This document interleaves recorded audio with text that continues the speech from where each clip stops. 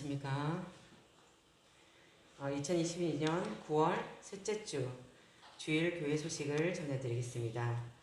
먼저 예배에 더 힘쓰시길 바라겠습니다. 그리고 주일 저녁이나 평일에 꼭 가정 예배를 드려주시면 감사하겠습니다. 그리고 오늘은 주일 낮 예배만 드립니다. 오후 찬양 예배와 중식 식사는 없음을 알려드립니다. 그리고 9월 21일 수요일 오전 10시에 푸른 초장에서 우리 전도대 모임이 있습니다. 많이 참석해 주시고요. 그리고 각 성교회 모임이 다음 주 주일에 있습니다. 전도하는 부분 그리고 친교하는 부분을 잘 보셔가지고 다음 주에 각 성교회 모임하실 때 전도도 좀 하시고 친교도 하는 시간이 되었으면 참 좋겠습니다.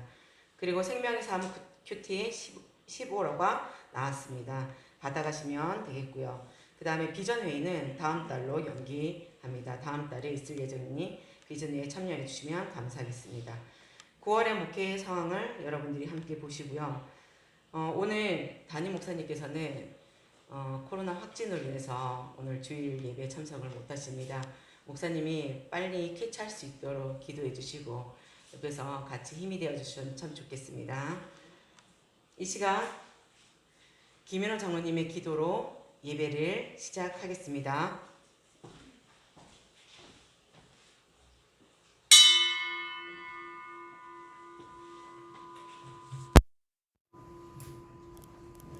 오늘도 풍요로운 명절을 과덕과 함께 보내게 하시고 주일을 받아 하나님께 예배드리게 하심에 감사드립니다.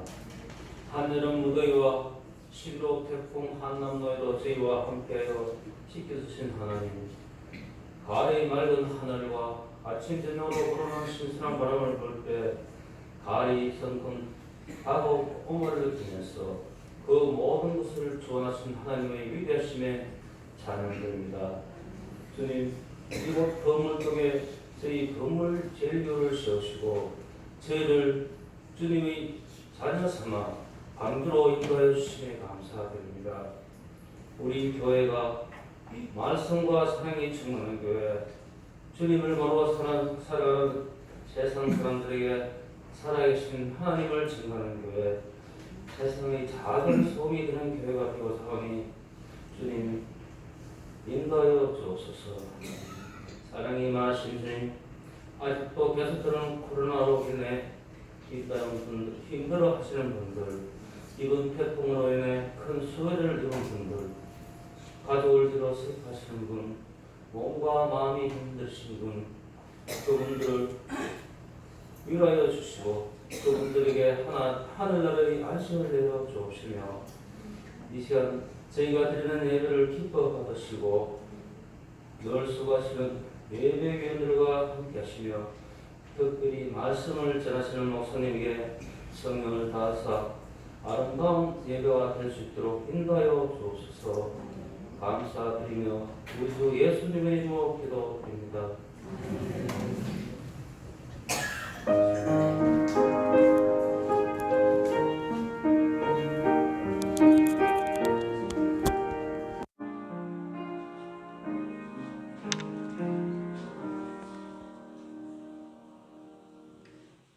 찬송가 438장 내 영혼이 은총 입어 찬양드리겠습니다.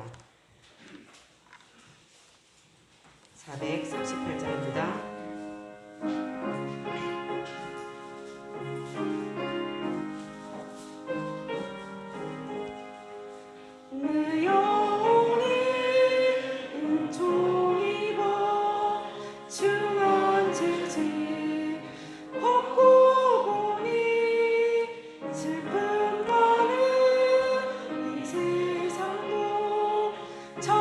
천국으로 가도다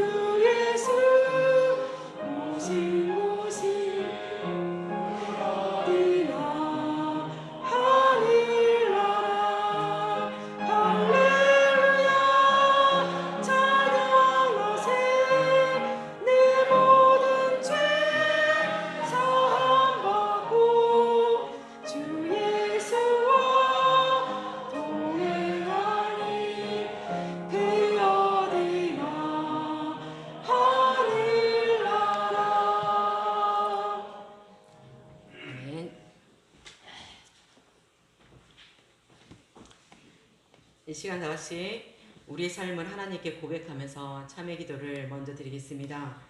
한 주를 뒤돌아보면서 범사에 감사를 하셨으나 감사보다 불평과 원망이 앞섰던 우리의 죄들, 경건의 삶을 힘쓰라고 하셨으나 세상 일에 분주하며 마음을 뺏겼던 살았던 그 죄들을 오늘 이 시간 회개하면서 오늘 드려지는 예배 가운데 성령님의 인자심을 있게 하시고 말씀을 깨닫고 결단할 수 있는 능력을 달라고 이 시간 함께 기도하겠습니다. 하나님 아버지, 오늘 이 시간 우리를 하나님 전으로 불러주시고 하나님께 예배드리며 나올 수 있도록 은혜를 베푸시고 너무나 감사드립니다. 하나님 아버지, 우리가 한 주간을 돌아보면서 아버지 우리 안에 죄가 얼마나 많았던지를 다시 한번 보게 됩니다. 우리에게 늘 감사하며 살아라고 하셨지만 하나님 아버지, 우리에게 감사보다는 불평이 많았고 원망이 많았던 우리의 죄들을 하나님 돌아봅니다. 하나님, 우리 입술에서 우리의 마음속에서 우리 생각 속에서 늘 불평하고 원망하고 하나님 비판했던 우리의 죄들을 용서하여 주시고 하나님 이 시간 다시 한번 우리 속에 감사가 넘쳐나는 삶으로 살아갈 수 있는 힘을 얻을 수 있도록 은혜를 베풀어 주시옵소서. 특별히 하나님 아버지, 정말로 주님의 일에 더욱더 우리가 힘쓰며 경건의 삶을 살기 위해서 아버지 살아와야 되는데 그러지 못했음을 아버지 이 시간 다시 한번 고백합니다. 이 시간 하나님, 세상의 그 모든 일에 분주해서 우리 마음을 뺏겼고 하나님의 말씀이 아니라 하나님이 우리 안에 자정해서 계신 것이 아니라 우리의 중심이 우리 아버지 우리 생각들이 아버지 살아있음을 아버지 이 시간 죄를 회개합니다. 주님 아버지, 이 시간 우리 죄들을 용서하여 주시고 하나님 아버지 이 시간 온전하게 깨끗한 몸으로 주님 앞에 온전히 예배드릴 수 있도록 하나님께서 역사하여 주시옵소서. 특별히 하나님께서 성령의 인자심을 있게 하시고 말씀을 깨닫고 결단할 수 있는 능력을 하나님 우리에게 더해 주셔서 하나님의 사람으로 살아가는데 부족함이 없는 귀한 예배 시간 될 수 있도록 하나님 함께하여 주시옵소서. 사랑이 많으신 하나님, 죽을 수밖에 없는 저희를 십자가의 은혜로 구원하시고 하나님의 나라의 백성으로 거듭나게 하심에 감사를 드립니다. 그러나 구원받은 저희가 하나님의 자녀답게 살지 못하였음을 이 시간 회개합니다. 주님의 말씀을 귓전으로 흘리고 육신의 소욕대로 시기 질투 분노하면서 정욕대로 살아왔기에 이 시간 주님 앞에 회개합니다. 회개하는 모든 죄를 용서하시고 이제부터 성령님의 능력으로 몸의 행실을 죽이고 하나님 뜻에 순종하며 살게 하여 주시옵소서. 또한 이 시간 감사하여 봉헌 기도를 드립니다. 날마다 우리에게 일용할 양식을 주시고 우리가 수고한 대로 거두게 하신 하나님께 감사를 드립니다. 오늘 우리가 가진 일부를 주님께 드립니다. 이 모든 것도 우리 힘으로 거둬들인 것이 아닌 주님의 은혜이며 주님의 섭리임을 함께 고백하면서 드립니다.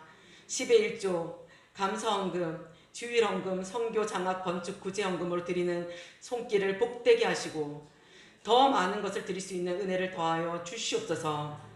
감사하며 드리는 고백대로, 기도하며 드리는 기도 제목대로 하나님의 때에 이루어지는 놀라운 역사들이 있게 하시고 하늘의 신령한 복과 땅의 기름진 것을 더하사 우리의 삶이 잘 되는 은혜가 있기를 간절히 원합니다. 우리가 이 드림을 통해서 우리의 소유가 적어지는 것이 아니라 더 풍성해지고 하나님께 드림으로 우리 영혼과 믿음이 더 풍성해질 것을 믿습니다.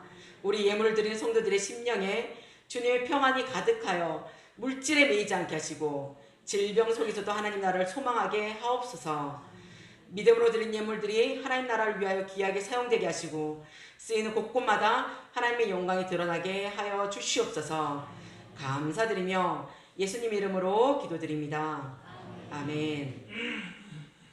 이 시간 시온 찬양대가 하나님께 찬양 올려드리겠습니다. 주를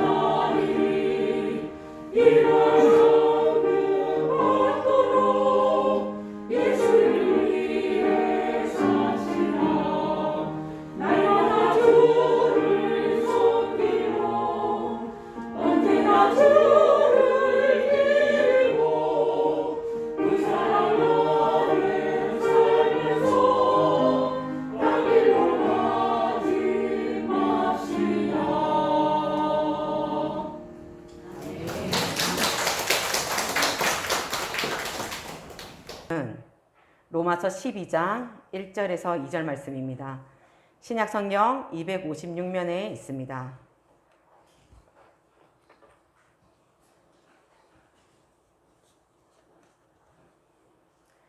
봉독하겠습니다.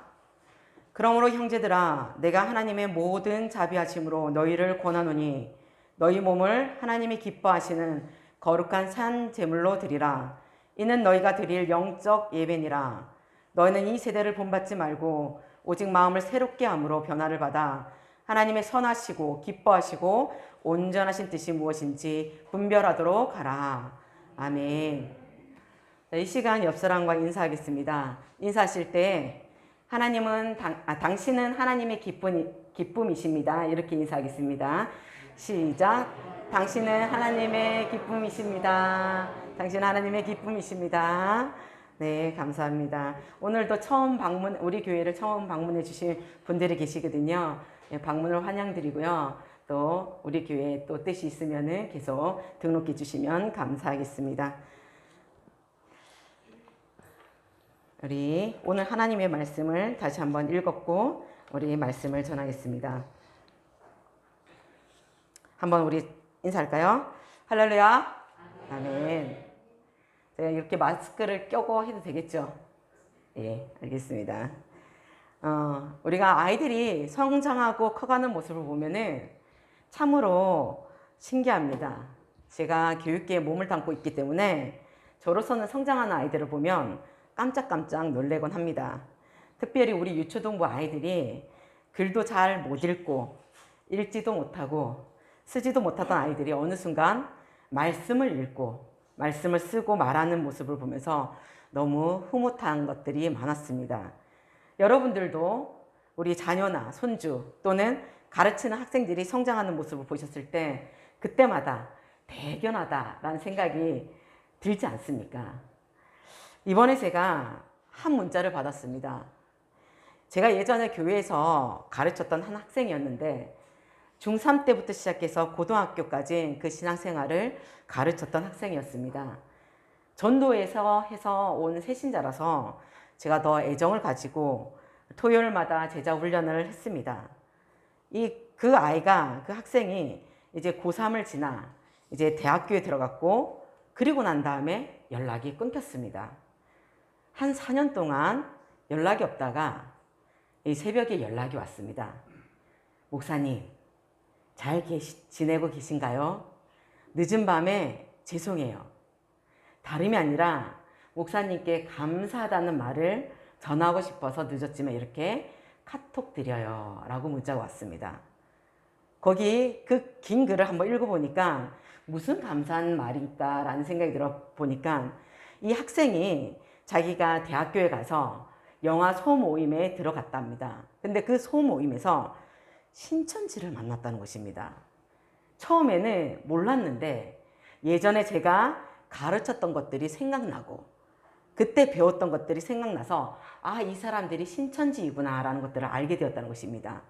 이 사람들이 자신에게 접근하기를 좋은 사람인 척, 멀쩡한 종교인 척 하면서 다가왔는데 제가 그때 가르치지 않았으면은 이 친구는 아마 신천지에 빠져서 힘들었을 거다라고 그런 문장으로 그 내용들이 왔습니다.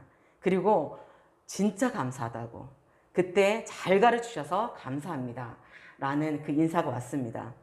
저는 이 오랜만에 온 학생이 연락이 너무너무 반갑고요. 그리고 예전에 그 가르침을 잊지 않고 기억하고 있었고 그 또한 신앙과 믿음을 놓지 않고 있었다는 그 점에서 너무너무 감사를 했습니다. 이렇게 성장은요, 우리 눈에 보여주고 있습니다. 점점 자라가고 커가는 것, 그리고 키가 자라고 지혜가 자라는 그런 양적인 증대가 성장이고 성숙은 무르익는 것을 말합니다. 우리 인간은요, 이 성장과 성숙이 함께 이루어져야 변화되고 새로워질 수가 있습니다. 우리도 마찬가지 아니겠습니까? 우리가 10년을 살든 20년, 30년, 50년, 70년, 80년을 살든 우리는 지금 성장했고 또 성장해 가고 있고 성숙해 가고 있습니다. 우리 삶을 이렇게 되돌아보면서 내가 성장해 보니까 나에게 주어진 고난이 하나님의 뜻이었구나. 유익한 것이었구나. 오히려 이것이 나에게 성장이 되고 성숙하게 만드는 감사한 일이었구나 라는 것들을 우리는 살면서 지금 수없이 경험하고 있습니다. 성경의 많은 선조들도 그들의 믿음의 고백에서 보듯이 성장하는 믿음을 우리에게 보여주고 있습니다. 이 아브라함은 이삭을 바치라고 명령을 들었을 때 그는 이렇게 말합니다. 내 아들아, 번제할 어린 양은 하나님이 자기를 위하여 친히 준비하시리라 라고 이야기하면서 의심하지 않는 그 믿음을 드러냈습니다. 야곱은요, 자녀들로 인해서 세겜 땅에서 어려움을 당할 때 그는 이렇게 말합니다. 우리가 일어나 베델로 올라가자. 내 환난 날에 내게 응답하시며 내 가는 길에서 나와 함께 하신 하나님께 내가 거기서 제단을 쌓으려 하노라 라고 고백하면서 하나님을 의지하는 그 신앙을 보였다는 것입니다. 우리가 너무나 잘 아는 요셉도 마찬가지입니다. 요셉의 고백 또한 그 형들로 인해서 많은 고난을 받았지만 그는 이렇게 고백을 합니다. 하나님이 생명을 구원하시려고 나를 당신들보다 먼저 보내셨나이다 라고 그 믿음의 고백, 믿음의 성장을 보여주고 있다는 것입니다. 이뿐이겠습니까? 우리가 너무나 잘 아는 사도 바울도 이렇게 말하고 있습니다. 내가 궁핍함으로 말하는 것이 아니라 어떠한 형편에서든지 나는 자족하기를 배웠노니 나는 비천에 처할 줄도 알고 풍부에 처할 줄도 알아. 모든 일 곧 배부름과 배고픔과 풍부와 궁핍에도 처할 줄 아는 일체의 비결을 배웠노라. 내게 능력 주시는 자 안에서 내가 모든 것을 할 수 있느니라. 이런 고백으로 우리를 놀라게 하고 있습니다. 그렇습니다. 성장해 보니 하나님의 뜻이 보이고 하나님의 마음이 느껴지고 하나님으로 인해 세상과 우리 일상을 보게 되었다는 것입니다. 신앙은요, 성장입니다. 우리의 신앙이 그냥 만들어지는 것이 아니라 평생 고난을 헤치며 부단히 싸움 끝에 완성되는 것이기 때문에 신앙은 삶이고 인생인 것입니다. 물론 이러한 성장을 하게끔 하시는 분은 바로 우리 하나님이십니다. 이 하나님의 뜻으로 하나님의 계획하심으로 우리를 성장케 하시고 이끌어 주시고 계신다는 것입니다. 그러나 성장하기를 멈추고 고착되어 있는 사람들도 있습니다. 신앙생활 그 여정에서 그 고난 때문에 또는 시험이 들어서 낙심하고 좌절 때문에 남들로 상처를 받아서 또는 형식적인 종교 생활로 인해서 성장이 멈춘 자들도 있다는 사실입니다. 지금 우리의 신앙은 지금 잘하고 있습니까? 아니면 멈춰서 고착화되고 있습니까? 예전부터 교회 안에서 신앙의 성장 단계를 제시한 영성가들이 있었습니다. 신앙의 성장 단계를 어떻게 제시를 했냐면 우리가 잘 아는 성 어거스틴은 하나님과 인간 사이를 상승의 사닥다리라는 개념으로 이야기를 했습니다. 상승의 사닥다리, 하나님께로 올라가는 사닥다리라고 그 개념을 이야기하면서 신앙의 7단계를 이야기를 했습니다. 첫 번째는 단순한 정신적인 수준, 두 번째는 감성적인 삶, 세 번째는 이지적인 삶, 네 번째는 도덕적인 삶, 다섯 번째는 평정, 여섯 번째는 하나님께 몰입함과 정화됨, 그리고 마지막 7번째는 진리에 대한 환상에 들어감. 이런 7가지 단계로 우리의 신앙이 성장한다라고 이야기를 하고 있습니다. 이 영성가인 이 성 어거스틴 말고도 다른 영성가 클레르보 버나드라는 이 사람도 우리의 신앙을 이끄는 핵심적인 힘은 하나님의 사랑으로 이해를 했습니다. 그래서 그 하나님의 사랑을 힘입어서 우리의 신앙이 자라는데 그 자람을 4가지 단계로 이야기를 했습니다. 그 버나드는 어떻게 4가지로 이야기했냐면 첫째는 자기를 위하여 자기를 사랑하는 단계, 나를 위해서 나를 사랑하는 단계래요. 두 번째는 자기를 위하여 하나님을 사랑하는 단계입니다. 내 걸 이루어달라고 하나님을 사랑하는 그 단계가 그 신앙의 단계라고 얘기합니다. 세 번째는 하나님을 위하여 하나님을 사랑하는 단계까지 올라갈 수 있다는 것입니다. 그리고 마지막 4번째는요. 이 하나님을 위하여 자기를 사랑하는 단계가 마지막 단계라고 버나드는 이렇게 이야기를 했습니다. 이것뿐만 아니라 우리가 너무나 잘 아는 종교개혁자 칼뱅은 구원의 여정이라고 우리의 신앙 단계를 이야기를 하고 있습니다. 우리가 잘 알아야 되는 그 말씀이 바로 오늘 칼뱅의 구원의 여정을 한번 우리가 살펴봤으면 좋겠다는 생각이 듭니다. 칼뱅은 우리가 신앙의 단계를 어떻게 얘기했냐면 첫째, 예정입니다. 하나님께서 미리 선택하셨다는 겁니다. 우리를 미리 선택하셨다. 그 예정의 단계고, 두 번째는 예정하셔서 부르셨다라고 얘기를 하고 있습니다. 하나님께서 전하는 자, 복음 전하는 자를 통해서 성령님을 통해서 복음을 듣고 천국 백성으로 부르신 것. 이게 부르심이고요. 그 다음에 세 번째 단계는 중생입니다. 성령님을 통해서 내 죄가 보이기 시작했고 하나님을 믿게 되고 또 예수님의 십자가로 해서 거듭나는 삶. 이게 바로 중생. 세 번째 단계이고, 그 다음에 네 번째가 그 하나님을 믿는 단계. 그리고 회개하는 단계.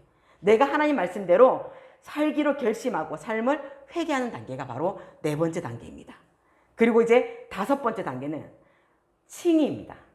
칭의는 내가 이제 예수님의 그 보혈로 하나님 앞에서 의로운 자가 되었다는 것입니다. 인정받게 되었다는 것을 이야기를 하고 있습니다. 이 칭의가 바로 다섯 번째 단계이고, 여섯 번째 단계는 양자삼음입니다. 양자삼음. 즉 하나님께서 나를 자녀로 받아들여 주셨다. 나는 하나님을 아빠, 아버지라고 부를 수 있는 그런 단계가 되었다라고 얘기를 합니다. 그리고 일곱 번째, 단계가 너무 많죠, 여러분. 일곱 번째, 바로 성화입니다. 성화.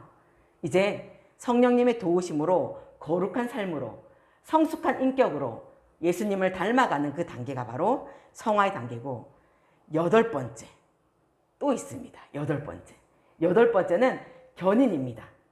견인은 이제 우리 하나님께서 우리를 끝까지 책임져 주시고 우리를 버리지 않으시고 끝까지 이끌어 주시는 그 단계가 바로 견인의 단계이고, 마지막 단계입니다. 우리의 신앙의 마지막 단계는 바로 영화입니다. 영화는 우리가 거룩하고 영어로운 상태가 되는 것이고 최종적으로 구원의 완성을 의미한다는 것입니다. 우리의 구원의 완성은 주님 오시는 그날, 우리가 죽는 그날 바로 영어로운 삶이 되는 것. 이게 바로 우리의 구원의 완성 단계라고 보시면 되겠습니다. 이렇게 지금 제가 영성가들과 종교개혁자들이 말한 신앙 성장의 단계에서, 이 단계에서 여러분들은 지금, 저와 여러분은 어느 단계쯤에 와 계신가요? 어느 단계를 지금 살아가고 있습니까? 그런데 우리가 이 신앙의 성장에 관해서 오해할 수가 있는 부분이 하나가 있습니다.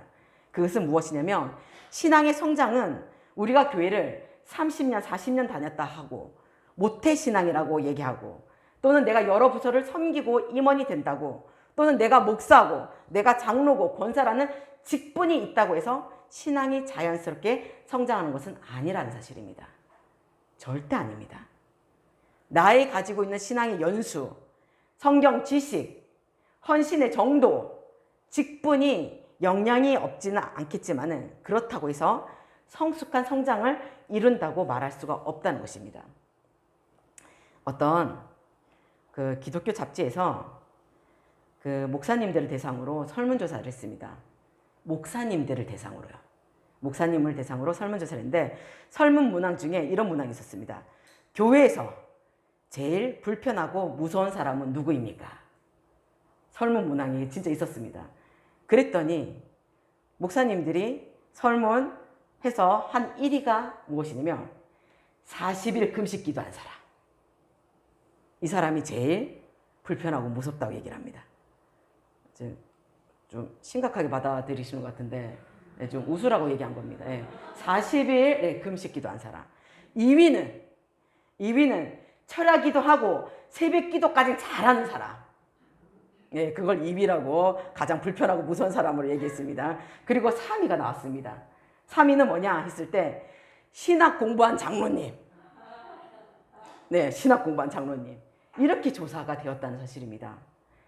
금식하고 철야 기도하고 새벽 기도하고 또 신학 공부하는 거, 이거는 다 개인의 영적인 성장을 위해서 중요한 일입니다.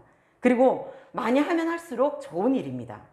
그런데 왜 이게 문제가 될까요? 왜 불편하고 왜 무서운 사람이 될까요? 이 모든 것이 개인의 성장과 교회의 덕을 세우면 참 좋겠는데 이 일들이 늘 남을 비판하거나 교회를 분란을 일으키는데 많이 사용되었기 때문이라는 사실입니다. 기도를 했으면 좀 더 겸손하고 좀 더 낮아지고 좀 더 은혜로워져야 됩니다. 신학 공부를 했으면 더 겸손하게 예수를 전하는 데 힘써야 됩니다. 오늘 우리는 우리 신앙 단계가 지금 어디쯤에 와 있을까요?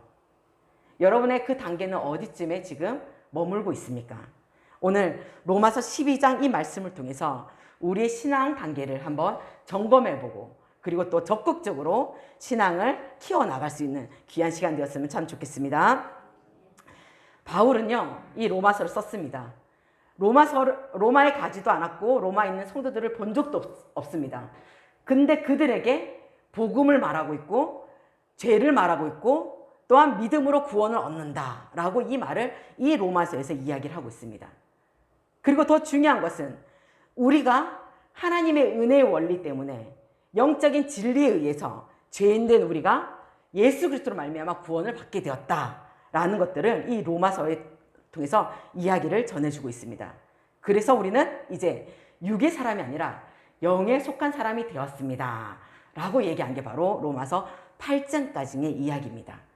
그래서 8장까지 내용을 보면은 우리를 예정하신 하나님, 우리를 천국 백성으로 부르신 하나님, 그리고 십자가로 인해서 우리를 거듭나게 하신, 중생하게 하신 그런 하나님을 믿게 되었습니다 라고 얘기한 게 바로 8장의 이야기입니다. 그리고 오늘 우리가 본 12장은요, 이제 하나님을 믿는 우리가 그리스도로서 영적인 삶을 어떻게 살아가야 되는지를 12장부터 말씀하고 있습니다. 쭉 우리의 삶에 대해서 이야기하는 거예요. 예수 믿는 우리, 나를 부르셨고 하나님 자녀로 삼아주셨고 나에게 칭의를 주신 그 하나님 앞에 이제 우리가 삶 속에서 이제 어떻게 우리가 살아가야 되는지를 이야기하는 것이 바로 12장의 말씀이라는 것입니다. 그리고 중요한 건 이 12장에서는 신앙의 성장을 어떻게 이루어갈 수 있는지를 우리에게 이야기를 하고 있습니다. 그 첫 번째는 신앙 성장할 수 있는 단계는 바로 우리는 칭의된 사람이라는 것입니다. 칭의된 사람이라는 것입니다. 우리가 칭의된 사람이라는 것을 아는 것입니다. 한번 1절 다 같이 한번 읽어보겠습니다. 시작.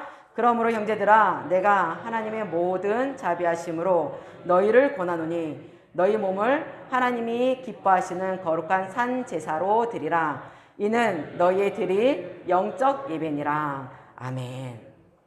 맨 처음부터 뭐라고 말하고 있습니까? 그러므로 라고 말씀을 하고 있습니다.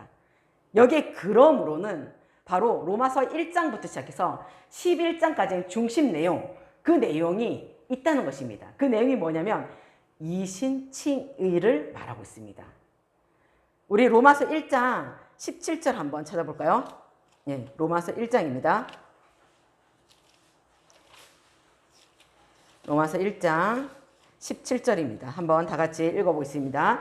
시작. 복음에는 하나님의 의가 나타나서 믿음으로 믿음에 이르게 하나니 기록된 바 오직 의인은 믿음으로 말미암아 살리라 함과 같으니라. 아멘. 이 말씀이 바로 이신칭의입니다. 지금 그러므로라고 얘기를 하는 이 말은요, 바로 이신칭의를 의미한다는 것입니다. 중심 내용인 이신칭의를 얘기를 하고 있습니다. 칭의는요, 하나님이 죄인인 우리를 보고 너는 의롭다 라고 법적으로 선언하신 것입니다. 너는 의롭다. 법적으로 얘기했다는 것입니다. 하나님 앞에서 우리를 의롭다고 선언해 주셨다는 것입니다. 우리 행위 때문에 그런 것이 아니고요. 우리의 모습 때문에 그런 것이 아니고 우리의 믿음에 따라 반응하시면서 너는 의로운 사람이다 라고 우리에게 선언해 주셨다는 것입니다. 나를 부르신 하나님, 나에게 복음을 예수 그리스도를 만나게 하시고 거듭나게 하시고 회개케 한 나에게 뭐라고 말씀하셨냐면 너는 무죄다. 너는 무죄다. 내가 보기에 너는 의롭다 라고 선언해 주셨다는 것입니다. 그것이 칭의입니다. 칭의는 우리의 모습이 어떠하든지 하나님 앞에서 하나님은 우리를 보고 너는 의롭다 라고 법적으로 선언해 주신 것을 이야기를 하고 있습니다. 그래서 우리의 과거, 현재, 미래의 모든 죄에 대해서 벌칙이 없다는 것입니다. 하나님께서는 우리의 과거, 현재, 미래에 지을 그 모든 죄도 완전히 용서하셨다는 말씀입니다. 할렐루야. 이게 얼마나 중요한지 모릅니다. 근데 왜 하나님께서는 우리에게 죄가 없다고 선언하셨을까요? 너는 내가 보기에는 의롭다라고 왜 선언하셨을까요? 그것은 바로 예수 그리스도의 의를 우리에게 전가시켰기 때문입니다. 예수님의 의로 인해서 우리는 죄 없이 의로운 사람이 되었다는 것입니다. 이것을 믿으십니까?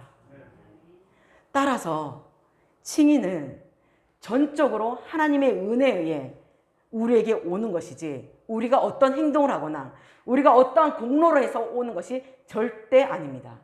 우리의 행위가 아니라 하나님의 은혜로 예수 그리스도의 그 의를 전가받은 그 은혜로 우리는 의롭다함을 받았다는 사실입니다. 그러면은 칭의 받은 우리가 의롭다함을 받은 우리가 이제 어떤 신앙생활을 해야 되겠습니까? 어떤 단계로 나아가야 되겠습니까? 그 단계는 두 번째로 바로 하나님의 양자로서 전부를 드리는 예배자가 되어야 되는 것입니다. 하나님의 양자로서 전부를 드리는 예배자. 우리는 이미 주님을 영접했습니다. 믿습니까? 그 이름을 믿는 자에게는 하나님의 자녀가 되는 권세를 주셨고 우리는 이미 선물로 받았습니다. 하나님의 자녀가 되는 것은 정말 큰 축복이고 놀라운 특권입니다. 중생은요, 아까 거듭남이라고 얘기했을 때는 거듭남은 우리가 영적으로 이제 생명과 관련돼서 살아나는 것을 말하고요. 칭의는 하나님께서 법적인 지위를 우리에게 이야기를 하셨고요. 양자 삼아 주신 것은 바로 하나님을 아버지로 모시는 가족 관계가 되었다는 것을 의미합니다. 나의 아버지가 되었다는 것입니다. 나의 자식이 되었다. 이 가족 관계가 되었다는 것을 이야기를 하고 있습니다. 내가 하나님의 아들과 딸이 되었다는 사실입니다. 우리 갈라디아서 3장을 한번 찾아봅시다. 갈라디아서 3장 26절에서 27절입니다.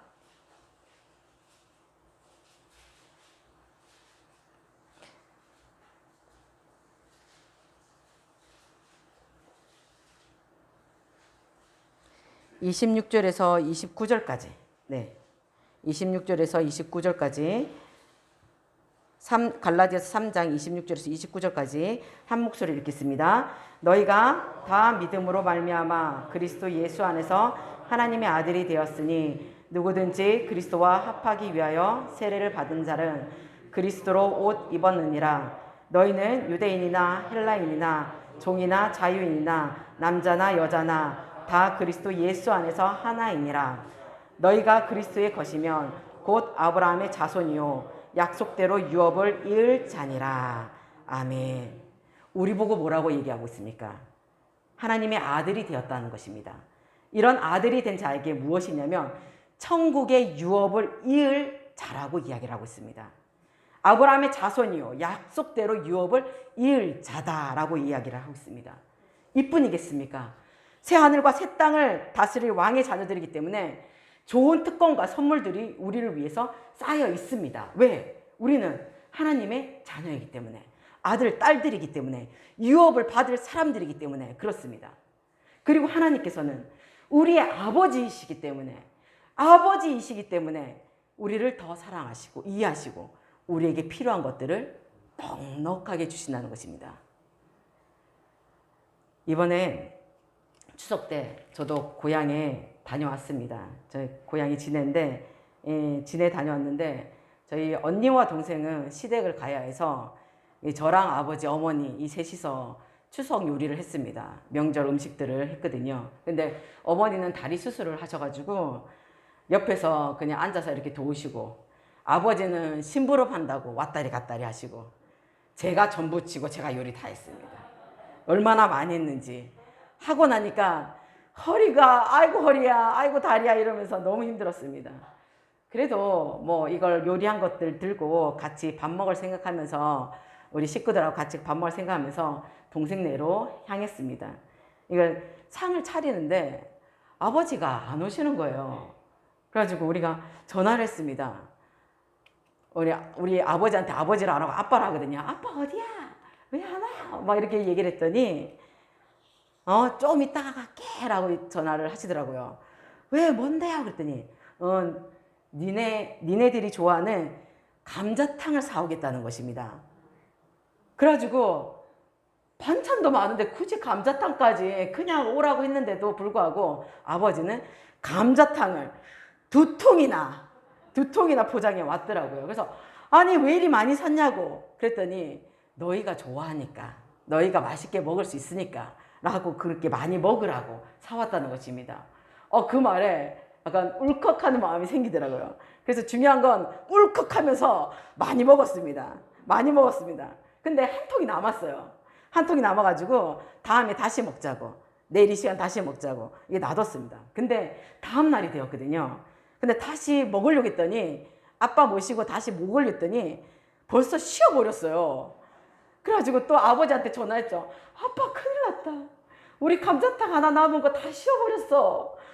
어쩌지? 이랬더니 어이구 내가 그럴 줄 알았다면서 막 뭐라 하셨어요. 그랬더니 알겠다 하더니 안 오시는 거예요. 그래서 한참 기다렸어요. 그랬더니 아버지가 또 하나를 사들고 오신 거예요. 안 사도 된다고 했지만은 우리 딸들 먹을 건데 그거 하나 더 포장해 가지고 오시고, 그리고 저보고는 대구 갈 때 포장해 줄 테니까 싸들고 가라고 그렇게 말씀하셨습니다. 이 말에 얼마나 감동이 되는지, 아버지가 우리를 이렇게 먹이시는 거, 이렇게 기뻐하시는구나 라는 생각이 들었습니다. 예전에도 이런 일들이 한번 있었거든요. 동생이 하루는 울면서 저한테 연락이 왔더라고요. 수요일 밤이었어요. 그 수요일 예배 마치는 그 밤이었는데 비가 오는데 누가 초인종을 막 누르더래요. 근데 그 초인종 소리를 이 동생이 늦게 들었습니다. 늦게 듣는 바람에 한참 만에 문을 열었더니 아버지가 우산도 안 쓰고 집 앞에 서 있더랍니다. 비도 맞고. 그래서 동생이 아빠 이 밤에 왜 왔어요? 라고 물었더니 아빠 품에서 햄버거를 내주시면서 따뜻하게 먹으라고 이거 주러 왔다고 그 얘기를 하는 바람에 우리 동생이 펑펑 울었습니다. 생각을 보니까 이 햄버거가 식을까봐 자기 품에 넣고 비를 맞아가면서 서 계셨던 그 아버지의 모습이 떠올라서 저도 참으로 마음이 뭉클했다는 것입니다. 이처럼 우리 부모들도 우리에게 좋은 것을 주시려고 하는데 우리 하나님 아버지는 얼마나 많은 것들을 주시겠습니까? 천국 유업도 주시고 시시때때로 필요한 것들을 주시는 하나님 아버지에게 자녀된 우리는 무엇을 드려야 되겠습니까? 그러면 본문 12장 1절에서는 자녀된 우리가 드려야 될 것을 이야기를 하고 있습니다. 바로 너희 몸을 하나님이 기뻐하시는 거룩한 산 제물로 드리라. 이는 너희가 드릴 영적 예배니라 라고 말씀하고 있습니다. 하나님의 양자된 나, 하나님의 딸이 되고 하나님의 아들이 된 나, 이 나로서 전부를 드리는 예배자가 되라고 말씀하고 있다는 것입니다. 이 말씀의 원문을 다시 번역하면 이런 말이 됩니다. 너희 몸을 기뻐 받으실 만한 거룩한 산 제물로 하나님께 바친 상태에 들어가게 하라. 바친 상태에 들어가게 하라. 즉 의롭다 하심을 받은 우리들이 우리 자신을 제물로 하나님께 바치는 것, 맡기는 것, 그리고 마음대로 하게끔 하는 것, 이것을 의미한다는 것입니다. 즉 우리 주인이시고 나의 아버지 되신 그분의 마음대로 사용할 수 있도록 내 자신을 온전히 드리는 것, 이게 바로 거룩한 산 제물을 이야기를 한다는 것입니다. 여기서 말하는 너희의 몸은요, 단지 육체가 아닙니다. 여기서 말하는 몸은 전인, 우리 지, 정, 의, 혼, 이 모든 것을 다 포함한 게 바로 전인이라는 것입니다. 몸과 더불어 나의 정신, 나의 마음, 나의 의지, 내가 가진 소유, 나의 능력, 나의 모든 야망, 이 모든 것을 누구한테 드린다고요? 우리 아버지께 드리는 것. 드리는 것. 이게 양자된 우리가 해야 되는 신앙의 단계입니다. 우리 주님도 우리를 위해서 그의 몸을 주셨습니다. 몸뿐만 아니라 우리에게 모두를 주신 우리 예수님이십니다. 예수님은 그 몸으로 십자가를 지셨고 예수님의 몸으로 우리를 대신해 죽으셨습니다. 베드로전서 2장 24절에 이렇게 말하고 있습니다. 친히 나무에 달려 그 몸으로 우리 죄를 담당하셨으니. 예수님의 하신 일은 자신의 몸을, 전인을 우리에게 주신 것입니다. 그렇기에 우리 양자된 우리도 우리의 몸을 주님께 드려야 됩니다. 이것이 바로 하나님이 기뻐하시는 예배자의 모습이고 아들, 딸 된 우리들의 신앙의 모습이라는 사실입니다. 자, 이렇게 양자된 우리가 우리의 몸을 다 드리는 거룩한 예배자가 된 다음에 우리는 또 어떤 신앙의 단계로 나아갈 수 있겠습니까? 세 번째는 오직 마음을 새롭게 함으로 변화를 받아 성화의 삶으로 살아내는 것입니다. 성화의 삶으로 살아내는 것. 2절을 다 같이 한번 읽어봅시다. 본문 2절입니다. 시작. 너희는 이 세대를 본받지 말고 오직 마음을 새롭게 함으로 변화를 받아 하나님의 선하시고 기뻐하시고 온전하신 뜻이 무엇인지 분별하도록 하라. 아멘. 성화라는 건요. 성화라는 것은 내가 평생, 내 죽을 때까지 그리스도를 더욱더 닮아가고자 하는 우리의 애씀과 그리고 하나님이 도와주시는 그 단계가 바로 성화의 단계라고 이야기할 수 있습니다. 즉 하나님과 우리 인간이 협력하는 그 신앙의 단계라고 보시면 되겠습니다. 우리는 더 이상 이제 죄에 굴복하지 않고 죄를 사랑하지 않고 이제 예수님께 계속 굴복해 나가는 그 삶으로 살아가는 것이고 우리 하나님은 우리가 그런 삶을 살 수 있도록 우리를 도와주시는 것. 그 목적을 위해서 우리를 도와주시는 것. 이게 바로 성화의 삶을 이야기를 하고 있습니다. 근데 이 성화의 단계를 살려면은 오늘 말씀은 뭐라고 얘기하고 있냐면 이 세대를 본받지 말 것. 그리고 마음을 새롭게 할 것. 그리고 변화를 받을 것.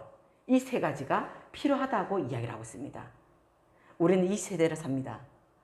이 세대는 하나님을 거스르는 세대입니다. 오염된 세대이고 진리와 대립하는 세대이고 어두운 세대이고 악한 세대입니다. 근데 이 세대에서 우리가 하나님의 거룩함을 유지하는 거 너무나 힘든 일입니다. 그래서 우리는 이 세대를 되도록 할 수 있는 대로 본받지 말아야 된다는 것입니다. 여기서 바울은 본받지 말라라고 말씀하고 있는데 이거는요 지속적으로 본받지 말라는 것을 강조하고 있습니다. 즉, 이 세대를 본받는 일이 습관화되지 말라는 것입니다. 습관화되게 하지 말라는 것입니다.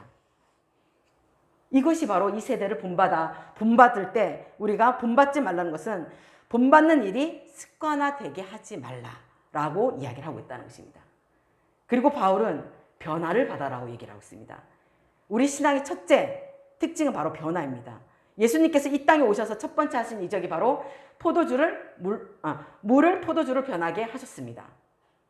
예수님이 우리에게 오신 목적도 분명히 말하고 있습니다. 우리가 진노의 자녀, 그죠? 마귀의 자녀였던 우리가 변화하여서 하나님의 자녀가 되게 하셨습니다. 이 변화는 주님께서 하셨다는 것입니다. 이것이 주님의 목적이었습니다. 그리고 그 변화는 우리 안에 예수님이 거하심으로 말미암아 시작이 되었다는 것입니다. 예수님이 우리 안에 거하시면 우리는 이미 그 그리스도의 마음을 가지고 있게 되고 그리고 마음이 새로워진다라는 것들을 이야기를 하고 있다는 것입니다. 새롭게 된다는 것은요. 나쁜 상태에서 좋은 상태가 되는 것을 말합니다. 병들었는데 치료해서 병이 나았다는 것을 의미한다는 것입니다. 이 변화된다는 것은 이것을 새롭게 되는 것을 내가 받아들여서 그것을 내 속에서 계속 유지시켜서 성장하고 성숙하고 발전시켜서 내 삶에 좋은 것으로 습관화되게 하고 생성되게 하는 것. 이게 바로 우리의 신앙 단계가 이 성화의 단계가 여기에 있다는 것입니다. 여기에는 그래서 교육이 필요하고 훈련이 필요하고 양육이 필요하고 또한 성령의 이끄심이 반드시 필요합니다. 이것이 바로 성화의 단계에서 우리가 우리의 모습, 신앙의 단계를 찾아가는 모습이라고 할 수가 있습니다. 자, 이렇게 우리가 성화의 단계를 거치고 나면 또 다른, 또 어떤 신앙의 단계로 나아가야 되겠습니까? 오늘 본문은 우리에게 말하고 있습니다. 네 번째로, 나를 끝까지 이끄심으로 구원을 완성해가는 견인 단계로 나아갈 수 있다는 것입니다. 견인 단계. 견인 단계를 이야기를 하고 있습니다. 견인은 한자 말을 풀이하면은 견디고 인내한다 라는 뜻입니다. 영어로 인내한다는 그 뜻을 가지고 있습니다. 우리가 하나님의 자녀이고 칭의를 받았지만은 우리의 육신은 약해서 자주 넘어집니다. 변덕도 부리고요. 시험도 들고 상처도 받고 상처도 주고 죄를 짓고 은혜 상태에서 멀어질 수도 있습니다. 그러나 예수를 믿은 이상 하나님은 끝까지 우리를 버리지 아니하시고 책임지시며 천국까지 이끄신다는 사실입니다. 이게 견인입니다. 이게 견인입니다. 우리의 구원은 이제 시작이 되었습니다. 시작이 되었고 변함없이 그 하나님의 선택의 작정에 근거하고 있기 때문에 절대 실패함이 있을 수가 없습니다. 또한 성령께서 우리 안에 내주하고 있기 때문에 우리의 구원의 과정을 이끌어 주시기 때문에 우리는 절대로 하나님 앞에서 떨어져 나갈 수가 없다는 것입니다. 우리 빌립보서 1장 6절을 찾아서 한번 읽어볼까요?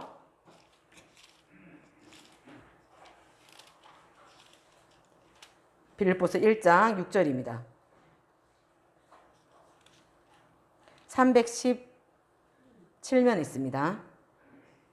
한번 다 같이 읽겠습니다. 너희 안에서 착한 일을 시작한 이가 그리스도 예수의 날까지 이루실 줄을 우리는 확신하노라. 아멘. 참으로 위로가 되고 은혜가 되는 가르침입니다. 예수의 날까지 이루신다는 것. 하나님께서 나를 절대로 포기하지 않으신다는 것을 이야기를 하고 있습니다. 하나님께서는 택하신 성도를, 이 택하신 성도가 말도 안 듣고 죄도 많이 짓고 계속해서 다른 짓을 할지라도 그 사람에게 실망하거나 포기하지 않으시고 끝까지 인내하셔서 만들어 가시고 그 고난 중에 보호하시어 마침내 구원에 이르게 하시는 그 사랑, 그 은혜를 이 견인은 이야기를 하고 있다는 것입니다. 그래서 죄 많은 우리 인간이 소망이 있는 것은 바로 이 견인의 은혜가 있기 때문입니다. 하나님께서 이 못난 나를 부족하다고 얘기하지 않으시고 뭐라 얘기하지 않으시고 끝까지 나를 믿으시고 기다려주시고 참아주시고 만들어 가신다는 사실을 믿으시기를 바랍니다. 이렇게 이 하나님께서 우리를 이렇게 견인해 가신다는 것입니다. 이렇게 나를 견인해 가는 그 하나님께 우리는 어떤 신앙의 단계로 나아가야 되겠습니까? 바로 하나님의 뜻을 분별하고 선하시고 기뻐하시고 온전한 것이 무엇인지를 깨닫고 이루어드리는 것. 이게 바로 우리의 신앙의 견인으로서 살아가는 신앙의 단계입니다. 우리 본문 12장 2절의 말씀 마지막 절을 보시면은 하나님의 선하시고 기뻐하시고 온전한 뜻이 무엇인지 분별하도록 하라라고 말씀하고 있습니다. 나를 견인해 가는 그 하나님께 우리는 하나님 뜻을 분별해서 선하시고 기뻐하시고 온전한 것을 이루어드릴 수 있는 그런 신앙의 단계까지 나아가야 된다는 것을 이야기를 하고 있습니다. 분별이라는 것은요, 가장 기본적인 것이 무엇이냐면 좋냐 나쁘냐, 이것이 좋냐 나쁘냐, 또는 이것이 옳으냐 그르냐 하는 것입니다. 과연 이것이 하나님이 기뻐하실 수 있는 것인가, 하나님 앞에서 이것이 선한 것인가, 이것이 말로 하나님 앞에 온전한 것인가, 이 이야기입니다. 여러분과 제가 이런 행동을 하면 우리 부모님이 기뻐하시겠지, 그죠? 이거 구분이 됩니까 안 됩니까? 구분이 됩니다. 분명히 우리는 구분할 수 있습니다. 근데 우리는 분별이 되는데도, 구분할 수 있는데도 우리는 지금 그 하나님 뜻을 다 모른 채 하고 있다는 사실입니다. 분별력이 없으면 철이 없는 것입니다. 우리가 믿음 생활하면서 어떻게 하나님의 뜻인지 아닌지 분별할 수 있을까요? 그 첫 번째는 그 분별의 힘을 기르려면 바로 말씀의 인도함을 받아야 된다는 것입니다. 이 하나님의 말씀이 1차적이고 근본적인 것입니다. 사람들은 자신의 계획과 그 다음 습관에 얽매여서 그 기준을 하나님께 두지 않습니다. 나의 경험, 나의 계획, 나의 지식에다가 그 기준을 두고 있습니다. 또는 어떤 사람은 하나님께서 나의 이 생각에, 나의 말에, 나의 생각에 성경이 동의해 주기를 원하는 사람도 있다는 사실입니다. 이런 사람들은 자기 중심적인 사람입니다. 하나님 말씀을 올바르게 바라보지 못하는 사람들의 모습이라는 것입니다. 우리는 이 분별의 힘을 기르려면 나 중심이 아니라, 나의 생각의 중심이 아니라 하나님의 말씀이, 하나님께서 말씀하시도록 그분께 기회를 드려야 된다는 것입니다. 성경은 그냥 대충 훑어보는 그런 잡지나 신문 같은 것이 아닙니다. 사사시 파고 들어가야 될 그런 광산과도 같다는 사실입니다. 또한 우리가 분별하려면 성령의 인도하심을 받아야 합니다. 여기서 기도는 아주 중요한 역할을 합니다. 우리가 어떠한 문제를 부딪혔어요. 부딪혔는데 우리는 이렇게 얘기하죠. 이 문제에 대해서 하나님께 기도해야지. 이렇게 우리는 이야기를 합니다. 근데 정확하게 말하면은 이 문제에 대해서 하나님과 대화를 해야 하는 것을 우리는 알아야 됩니다. 기도가 아니라 대화란 사실입니다. 성령은 우리의 필요한 것이 무엇이고 약속받은 것이 무엇인지를 깨닫게 해주십니다. 그렇기 때문에 우리가 이렇게 하나님과의 대화를 통해서 하나님 뜻이 무엇인지 분별할 수 있다는 것입니다. 그리고 또한 분별하려면 외적인 상황도 대해서도 한번 살펴봐야 된다는 것입니다. 하나님은 결코 하나님의 그 뜻을 하늘에서 그냥 뚝 떨어지는 식으로 우리에게 그 일을 주지 않으십니다. 하나님께서는 그 성령의 내적인 증거를 통해서 자신의 뜻을 전달하시고 말씀을 통해서 이야기하시고 성령의 인도하심으로 그리고 외적인 우리의 삶을 통해서 인도해 주시기 때문입니다. 우리 성도 여러분들은 하나님의 견인을 받아서 하나님의 선하시고 기뻐하시고 온전한 뜻이 무엇인지 분별하면서 그 견인의 신앙 단계로 나아가는 저와 여러분이 되기를 간절히 바랍니다. 하나님의 사랑하는 성도 여러분, 오늘 우리가 말씀을 통해서 구원받은 그리스도인들, 즉 칭의받은 우리들은 우리 삶 속에서 양자된 자로서 매일매일 하나님께 산제사로 예배를 드리고 성화의 그 과정으로서 이 세상을 본받지 말고 마음을 새롭게 하고 변화를 받고 또한 견인으로서 하나님의 선하시고 기뻐하시고 온전한 뜻이 무엇인지를 분별하는 그 신앙의 단계를 우리는 말씀을 통해서 깨닫게 되었습니다.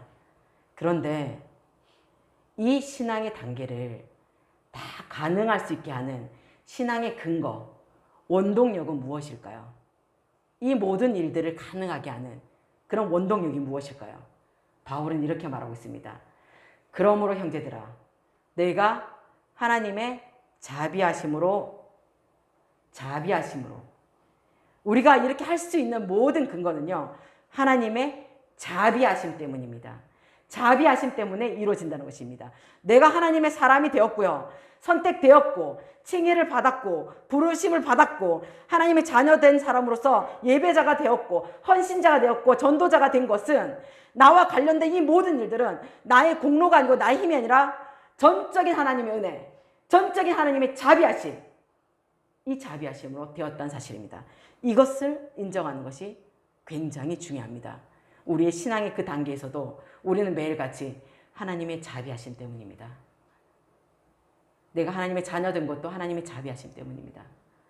내가 이렇게 하나님 칭의를 받은 것도 하나님의 인도 때문입니다. 하나님의 은혜 때문입니다. 라는 고백이 넘쳐나시길 간절히 바라겠습니다. 어떤 사람들은 이렇게 말합니다.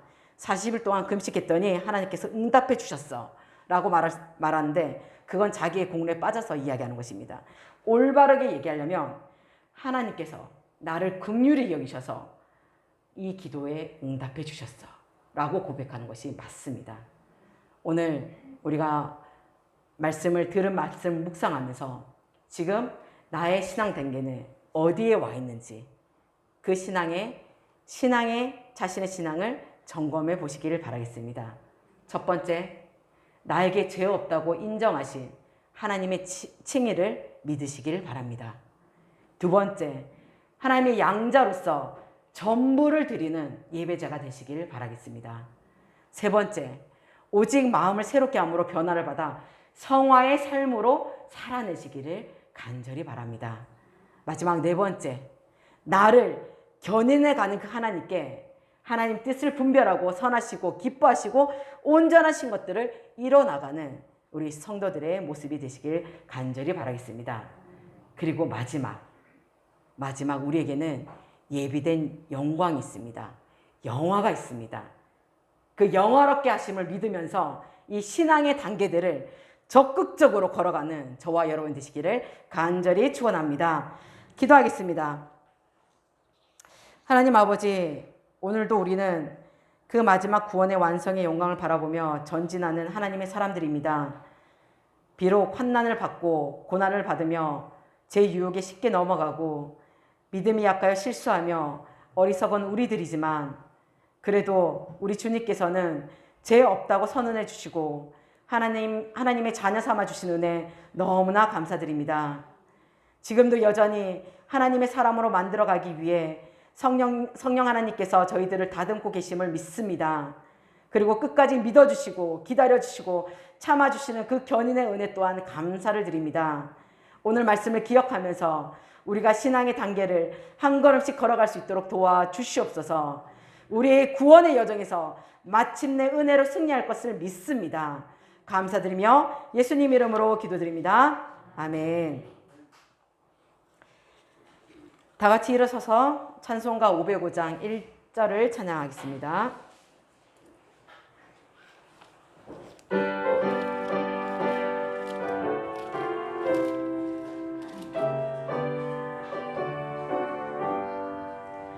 온 세상 위하여 나 복음 전하리 만 백성 모두 나와서 주 말씀 들으라 재주에 빠져서 헤매는 자들아 주님의 음성 듣고서 너 구원 받으라 전하고 기도해 매일 증인 되리라 세상 모든 사람 다 듣고 그 사랑 알도록. 아멘. 축복 기도로 9월 셋째 주 예배를 마치겠습니다. 이제는 우리 주 예수 그리스도의 은혜와 하나님의 크신 사랑과 성령님의 감화감동 역사 교통하심이 그리스도인으로 성화의 단계, 견인의 단계로 살아가기로 결단하는 우리 성도들과 이 교회와 이 민족 위에 영원히 함께 하시기를 간절히 축원하옵나이다. 아멘.